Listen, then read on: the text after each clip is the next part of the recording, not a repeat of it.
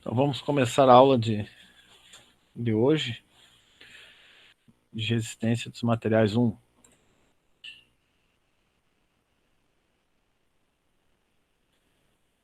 Hoje a gente vai falar então sobre as propriedades geométricas de figuras planas,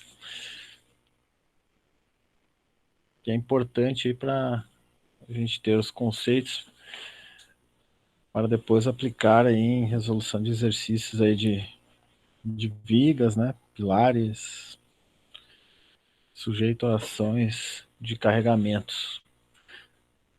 Então, começando aqui a parte teórica, né, das características geométricas de figuras planas, o dimensionamento e a verificação da capacidade resistente de barras, como de qualquer elemento estrutural, depende de grandezas chamadas tensões. A gente estava até vendo isso no início do semestre, a gente já viu de Hooke, né, parte de tensões, as quais distribuem ao longo das seções transversais de um corpo. Daí vem a necessidade de se conhecer claramente as características ou propriedades das figuras geométricas que formam essas seções transversais. A figura abaixo ilustra uma barra reta de seção transversal constante, chamada, né, também de barra prismática. Ao lado da barra que contém o comprimento L, e a altura H a gente chama de seção longitudinal. E a largura B e a altura H é chamada de seção transversal. Então a gente já estava resolvendo os exercícios ali da lei de Hooke, né? A gente falava muito na seção transversal.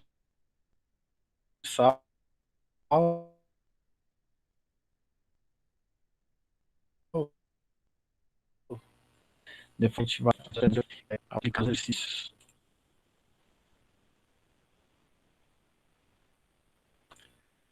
As principais propriedades geométricas de figuras planas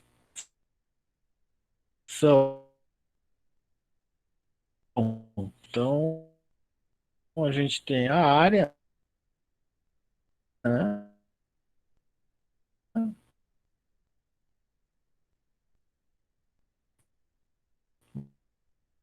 Momento estático,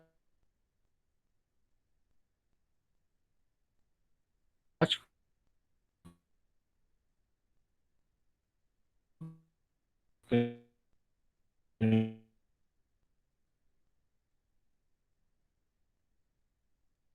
gente vai ver agora na sequência, antigravidade, o momento de inércia, que é bem importante aí para, principalmente em sujeitas no começo do semestre, primeiros assuntos ali que a gente tava vendo, já aplicou, né? E das tensões transversais ou de corte. Então a gente vai utilizar a área nesses tipos de situações para cálculo. Daí a gente tem o momento estático, né?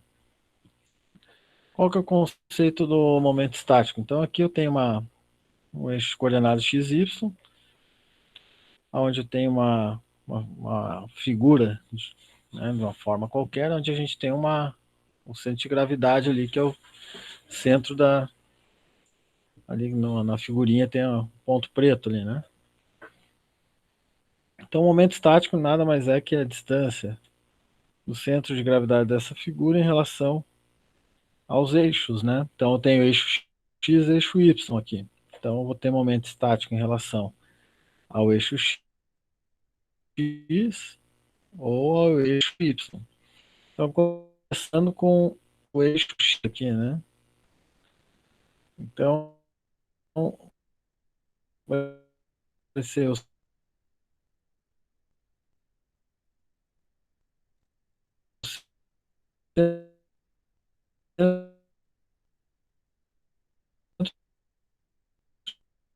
de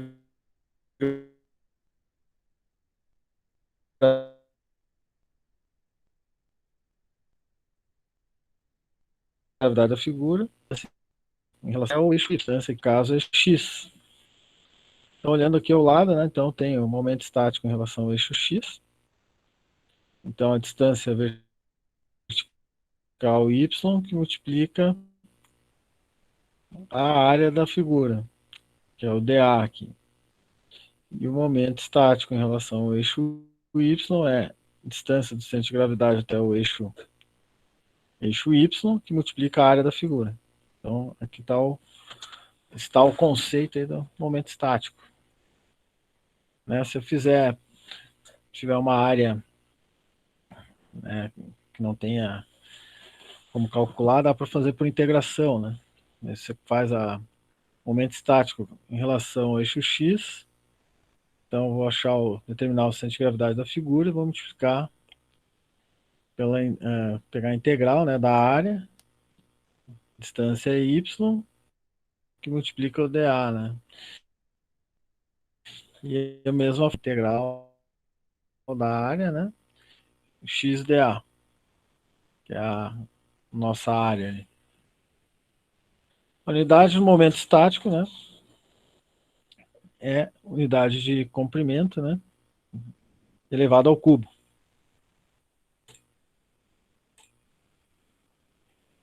O momento estático é utilizado para a determinação das tensões transversais que ocorrem em uma peça submetida à flexão. Né? Então, no caso de vigas, né, a gente vai ver o próximo assunto aí é vigas, onde a gente vai ver a ação do momento fletor, que acaba fazendo a viga ter a deformação devido ao esforço de flexão. Então, a gente vai utilizar o conceito aí de momento estático lá na parte de vigas. Também o momento estático de uma superfície composta por várias figuras conhecidas é a somatória dos momentos estáticos de cada figura. Então a gente vai ver ali na sequência que existem figuras que a gente vai ter que dividir, né? No caso, em retângulos, né? Vou passar um exemplo ali. Então o momento estático da figura formada por várias vai ser a somatória, né? Vou calcular para cada figura que compõe a seção, faço somatória e aí sim obtenho o resultado do momento estático.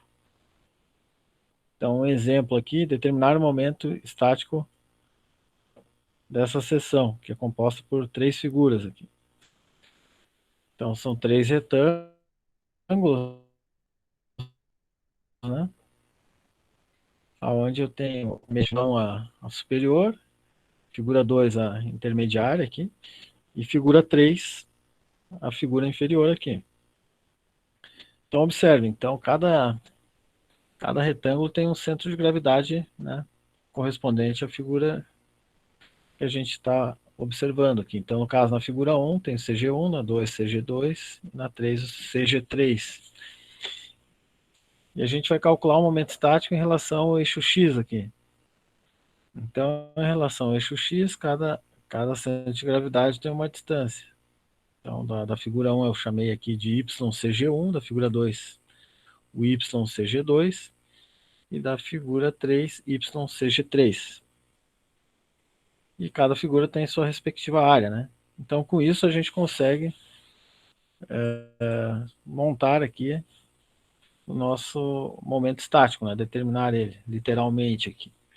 Então, o momento estático da figura 1 em relação ao eixo X vai ser a distância YCG1 que multiplica a área da figura 1.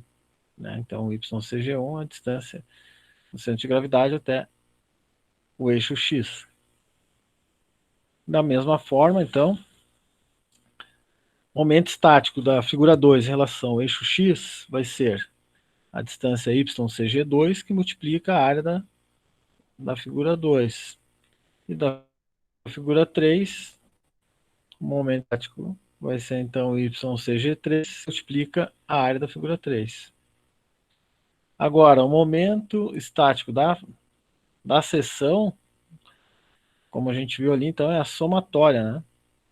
Então, O momento estático dessa seção é a soma, então, do momento estático em relação ao eixo x da figura 1, mais o momento estático em relação ao eixo x da figura 2, mais o momento estático em relação ao eixo x da figura 3. Aí sim eu obtenho o momento estático dessa seção em relação ao eixo x. Tem que fazer a somatória, né? Nesse caso aqui, a gente observa que a seção ela é, né, vamos dizer assim, maciça. Mas eu posso ter uma situação, eu tenho o elemento. Então, aqui nesse caso, a parte achurada aqui, né, é a parte maciça da seção, e a parte número 2 aqui, que está em branco aqui, é a parte do vazio, né, é vazada a peça. Então, nesse caso aí, quando tem vazado, eu vou ter que descontar, né, subtrair essa área do vazado ali. Então, aqui no lado eu fiz a área da figura 1. A figura 1 eu considerei toda a seção, né, a área externa aqui, menos a área interna.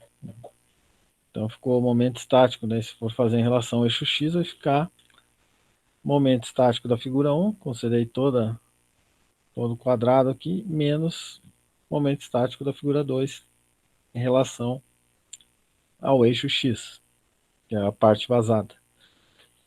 Então, tem esse detalhe aí, quando for situação com um elemento vazado. O centro de gravidade. Então, aqui é o conceito, né, do centro de gravidade. Se um corpo for dividido em partículas mínimas, estas ficam sujeitas à ação da gravidade. Isto é, em todas essas partículas está aplicada uma força vertical, atuando de cima para baixo. A resultante de todas estas forças verticais e paralelas entre si constitui o peso do corpo, que é a força-peso lá que a gente já viu na física. Mesmo mudando a posição do corpo, aplicando-lhe uma rotação, ele permanecerá sempre sujeito à ação da gravidade. Isto significa que as forças verticais girarão em relação ao corpo, mas continuarão sempre paralelas e verticais. O ponto onde se cruzam as resultantes dessas forças paralelas, qualquer que seja a posição do corpo, chama-se o centro de gravidade, que é o CG. Portanto, a atração exercida pela Terra sobre o corpo rígido pode ser representada por uma única força P. Esta força, chamada força peso, né, do corpo, é aplicada no seu baricentro, ou centro de gravidade. O centro de gravidade pode ser localizado dentro ou fora da superfície do corpo, né? Então a gente pode ter situações que vai determinar o centro de gravidade ele não estar na superfície do corpo. Então aqui eu tenho um eixo X e eixo Y, eixos de coordenadas. Tenho um corpo aqui e tenho a indicação do centro de gravidade. Então, em relação aos eixos, a gente tem as coordenadas do centro de gravidade da figura, né? Então, no caso, em relação ao eixo X, a coordenada é YCG, porque ela vai me dar a posição do eixo X do centro de gravidade, né? Então, seria essa linha tracejada aqui. E em relação ao eixo Y, tem a coordenada XCG, que ela vai me dar a posição do eixo Y que passa pelo centro de gravidade, né?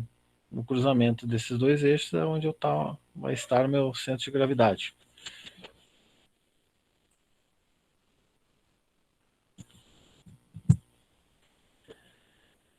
O centro de gravidade de uma superfície plana é, por definição, o ponto das coordenadas XCG e YCG.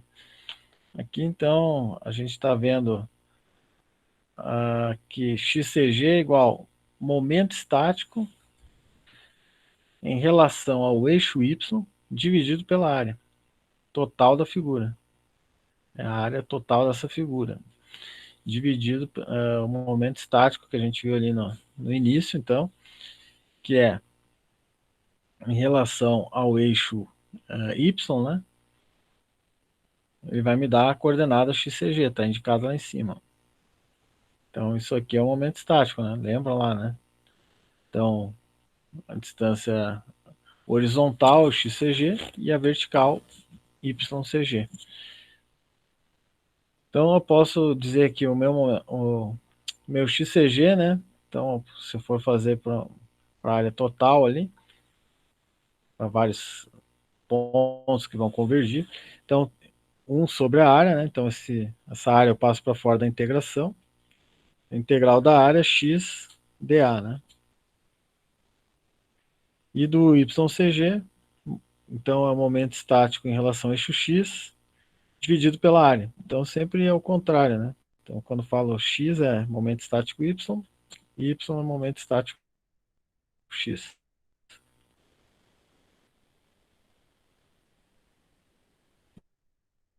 E da mesma forma, então, faz ali 1 sobre que multiplica a integral. Então aqui tem o que é cada componente ali da fórmula, né? XCG, YCG, que é as distâncias do centro de gravidade em relação aos eixos, momento estático x, momento estático y e a área da figura.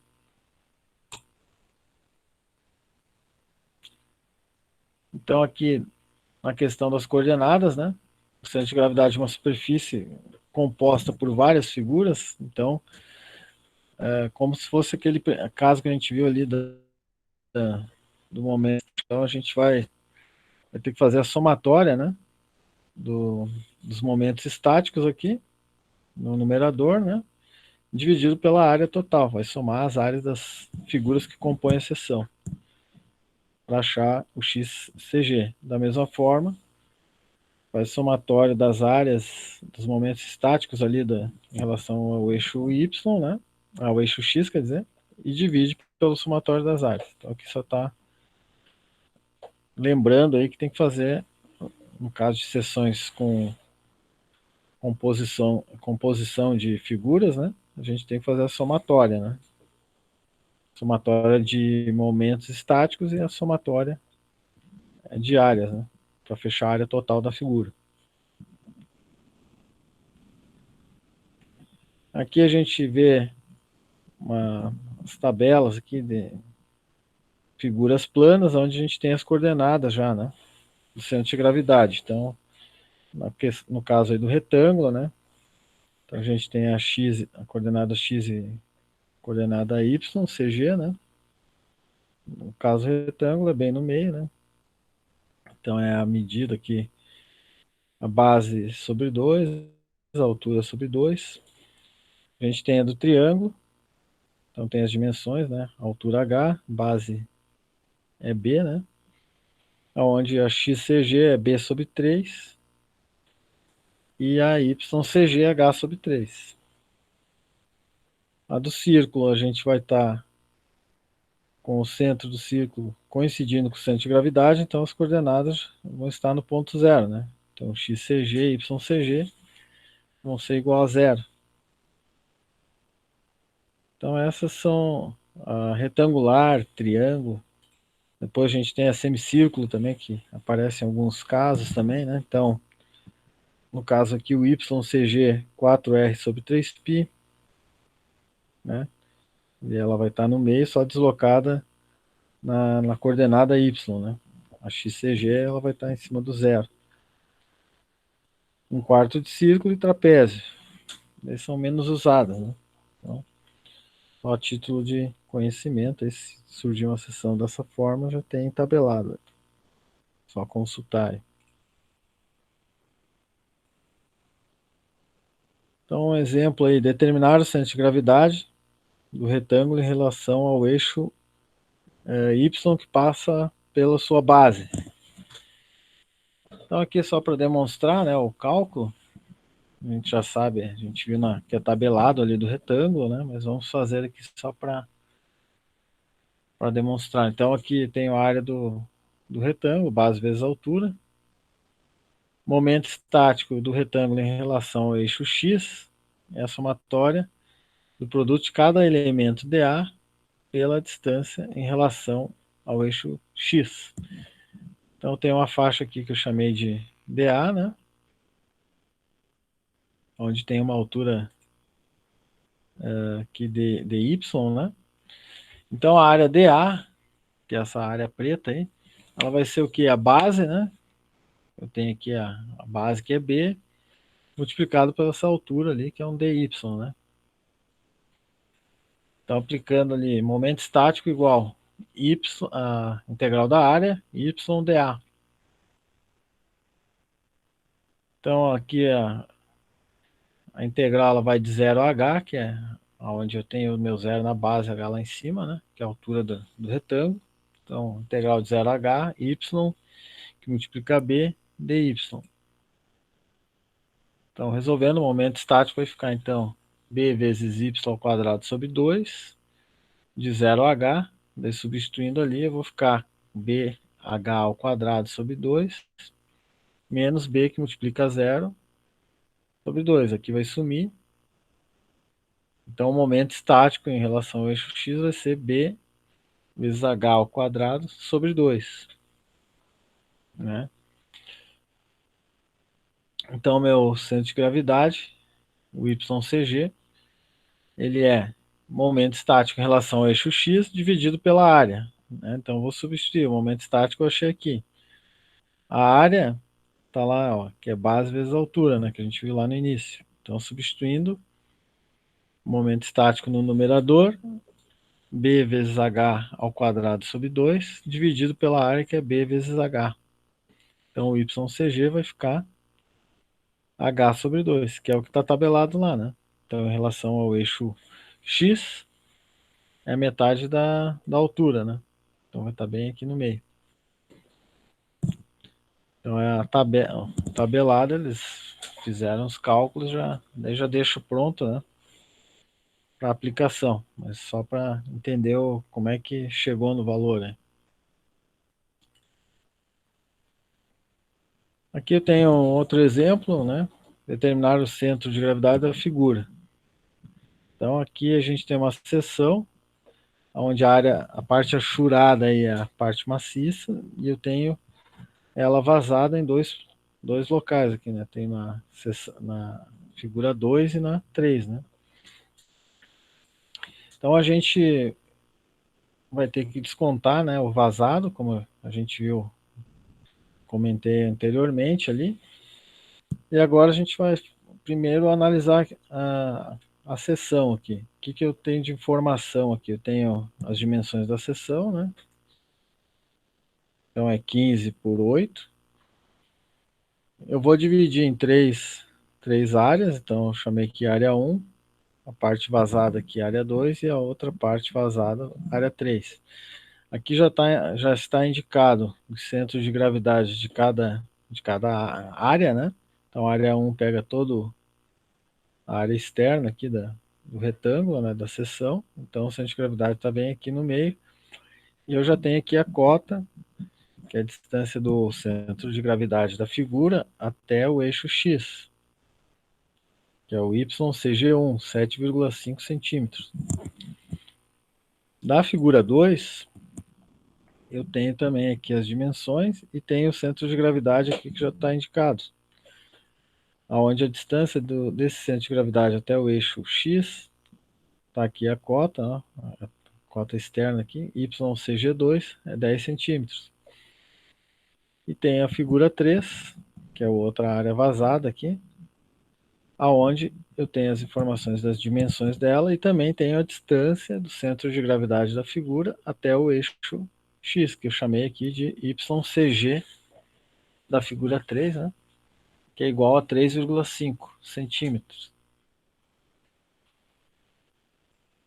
Com isso, a gente pode determinar o momento estático de cada figura aqui, né? Então, iniciando pela figura 1, em relação ao eixo X, né, o momento estático, ele vai ficar o seguinte.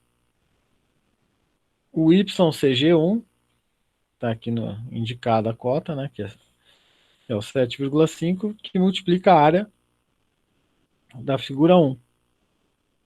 Substituindo, então, 7,5, que é o YCG1, que multiplica a área da figura 1. Então, ficou 8, que é a base, que multiplica 15, que é a altura.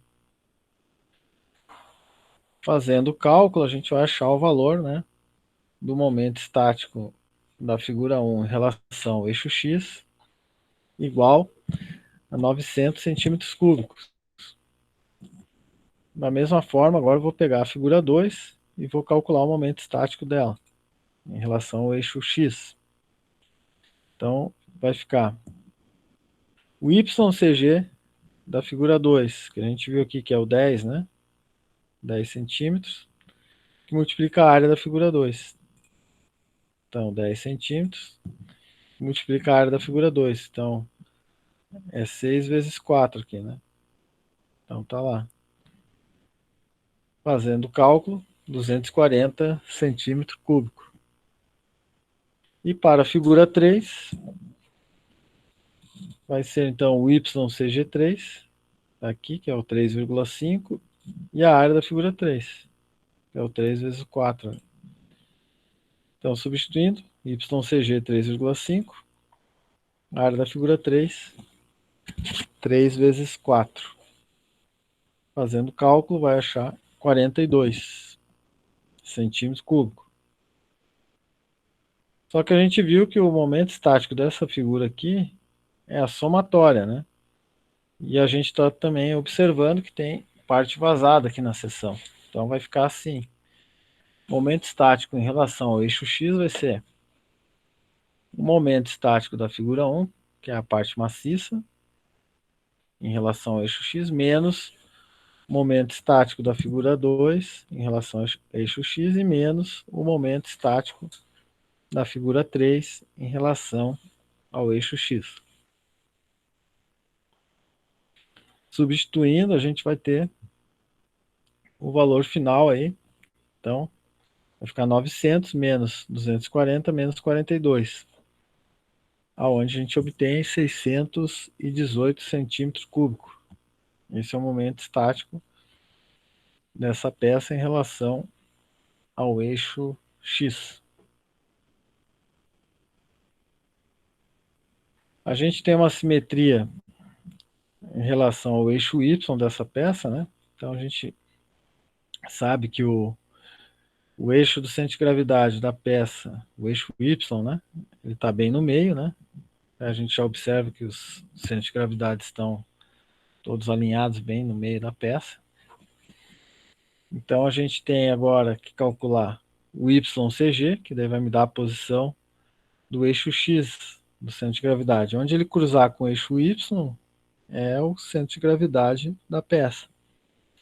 Então nesse caso aqui, como eu tenho simetria nesse eixo, no eixo Y ali que eu falei, né? Então a gente calcula só o YCG para achar a posição do eixo X do centro de gravidade, que é dado pelo seguinte: YCG igual ao momento estático em relação ao eixo X dividido pela área total da seção aqui. Então, o momento estático a gente achou aqui, que é o 618 centímetros cúbicos, e a área, né, vai ser 84, que é o 15 vezes o 8 ali, né? E daí eu desconto o vazado ali, né? Então, menos o 6 vezes 4 e menos o outro ali, que é o 3 vezes 4, que são as áreas vazadas ali, né? Então a gente tem a área maciça aí da figura, né? Fazendo o cálculo ali, a gente achou 7,36 centímetros, né? Então é a posição que vai estar o meu eixo X do centro de gravidade. Então, meu referencial aqui é a base, né? Então, subindo 7,36 centímetros é onde vai estar o meu eixo X ali. Então, um pouco abaixo aqui do YCG1 vai estar o eixo X do centro de gravidade, que vai cruzar com esse eixo aqui que está bem no meio da peça, que é o eixo Y do centro de gravidade. Então, vai estar nessa parte achurada central aqui, né? Então essa é a posição do centro de gravidade dessa figura.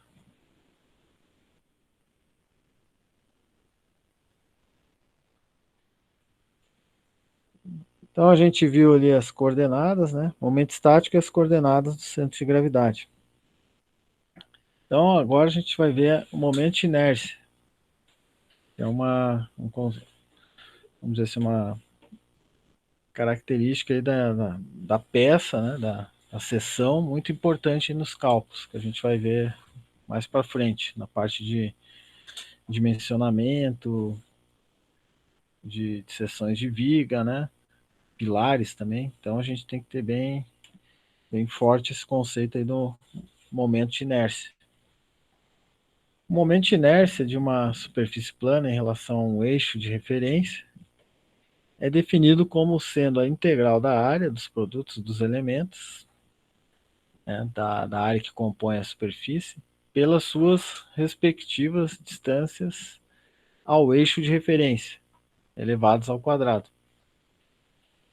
Então aqui eu tenho a seção, vou ter um dA aqui, que é uma área, aonde vou ter agora a distância elevada ao quadrado aqui. Então, no caso da inércia em relação ao eixo x, então meu y aqui é o quadrado. Então, está lá a integral da área, y ao quadrado, que multiplica dA. Da mesma forma, para o eixo y, daí a minha distância é horizontal, né? Então, vou levar aqui também. Então, vai ficar momento de inércia igual integral da área, x ao quadrado dA. Isso aqui é a visão conceitual. Então, a gente tem já tabelado alguns momentos de inércia e a gente utiliza já o valor tabelado, né? Já tem mais prático aí. E a unidade no momento de inércia é dado por unidade de comprimento elevado à quarta. O momento de inércia é uma característica geométrica importantíssima no dimensionamento dos elementos estruturais, pois fornece, em valores numéricos, a resistência da peça. Quanto maior for o momento de inércia da seção transversal de uma peça, maior será a sua resistência. Então ele te dá um parâmetro, né, de resistência à peça, à flexão ou à flambagem, né, no caso de deflexão lateral de uma peça sujeita a compressão. Então esse momento de inércia que vamos dizer assim, vai te dar a rigidez, né, da peça. Então a gente vai ver mais à frente isso aí. Então é importante saber fazer o cálculo, né, e entender o conceito. Então, propriedade, momento de inércia total de uma superfície é a somatória dos momentos de inércia das figuras que a compõem.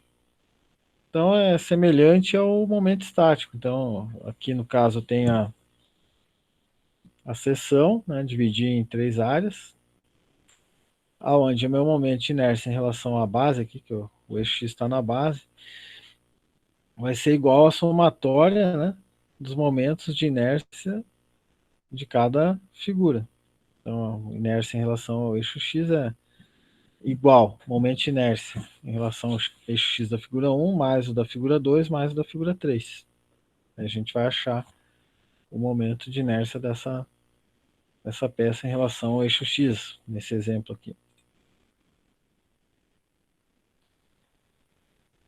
Então, aqui, determinar o momento de inércia da superfície achurada em relação ao eixo X, né, que passa pelo CG.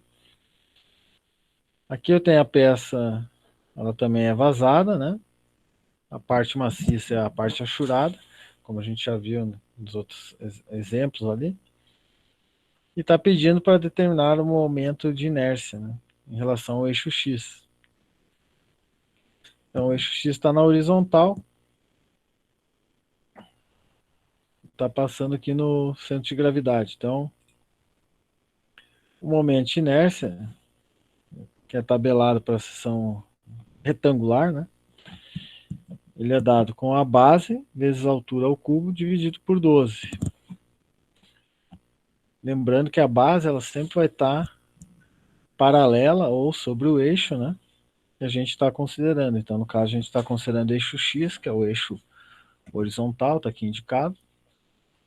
Então, minha base vai ser aqui, nesse caso, né, as distâncias horizontais. E a altura, distância vertical, aqui da seção.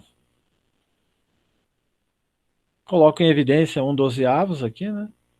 E daí eu vou ficar dentro de parênteses com base vezes a altura ao cubo. Aqui já estou subtraindo, né? Então, a figura 1 da figura 2. Então, o que é a base na figura 1?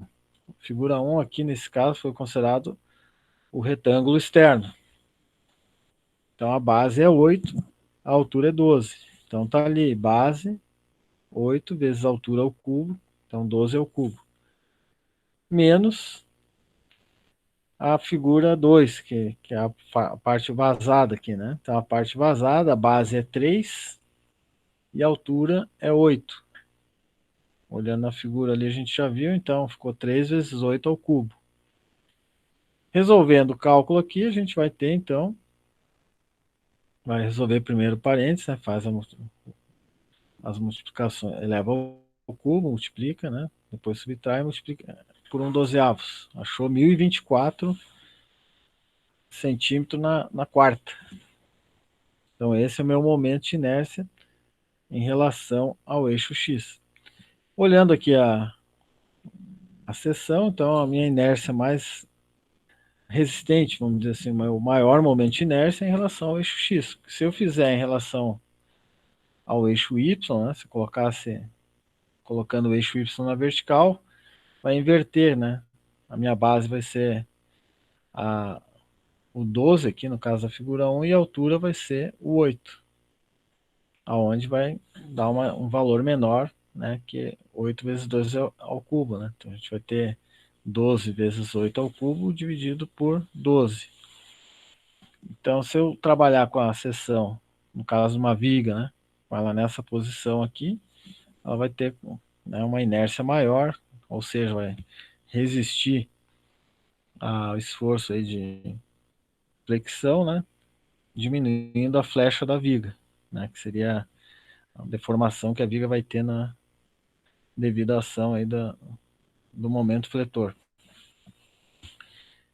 Então, aqui está bem fácil de visualizar, mas tem situações que a gente tem que fazer o cálculo, né, para verificar qual que é a inércia máxima da seção, se é no eixo X ou no Y. Nessas seções retangulares, já dá para, olhando a seção, você já visualiza, né? E por hoje, a aula fica até essa parte. Na próxima aula, a gente vai iniciar a parte de vigas, né? Ver esforços em vigas, carregamento, ver toda a parte de conceito, né? Tipos de apoio, para depois começar a fazer os diagramas de esforços, né? Quero ver se preparo umas listas aí de exercícios, né? Desse assunto e do assunto anterior, para deixar na sala virtual lá para vocês tentarem resolver e tirarem as dúvidas, né? Na hora de resolver, que surge algumas dúvidas aí na resolução. E fazer algum exercício resolvido aí, conforme eu fiz em algumas aulas lá, eu resolvendo na folha ali, né? Daí eu filmando ali para vocês também terem como aula de exercício. Tá ok, pessoal? Não sei se tem alguma uma dúvida aí referente às provas aí, todo mundo tá fazendo, já fizeram, tava fácil, tava difícil. Procurei fazer dentro do assunto que a gente tinha visto, né? Os exercícios também bem parecido lá com o que a gente tinha visto nas videoaulas e aula de exercício. Eu acredito aí que o pessoal deve ter feito aí, quem já resolveu não deve ter tido grande dificuldade, certo? Já que todos estão em silêncio, né? Então, nenhuma pergunta. Então, até a próxima aula aí na semana que vem, né? A gente já começa o próximo assunto aí. Até a próxima semana. Boa semana a todos.